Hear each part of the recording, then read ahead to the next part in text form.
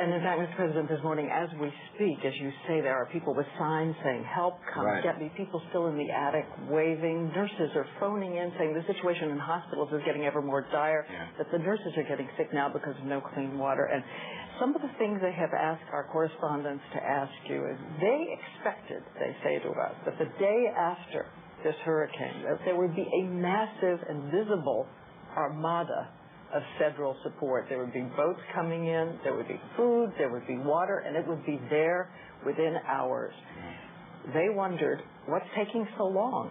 Well, there's a lot of food on its way, a lot of water on the way, and there's a lot of boats and choppers headed that way, or boats and choppers headed that way.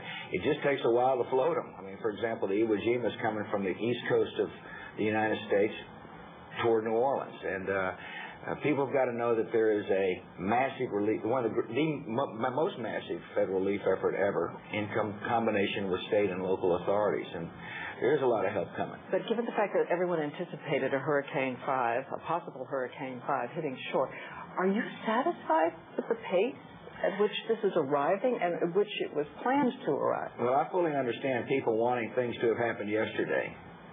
I mean, I understand the anxiety of people on the ground. I just can't imagine what it's like to be waving a sign that said, "Come and get me now." So there is frustration, but I want people to know there's a lot of help coming.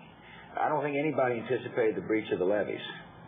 They did anticipate a serious storm, but these levees got breached, and as a result, much of New Orleans is flooded, and now we're having to deal with it, and will. A couple of quick questions about the concerns. Any signs of disease outbreaks yet reported to you? Not yet, but I talked to Secretary Leavitt, who's been working with the CDC to rally doctors and nurses to go down in the area to help, just to make sure disease doesn't outbreak. But I think people, that's going to be one of the real problems we're going to have to deal with is disease.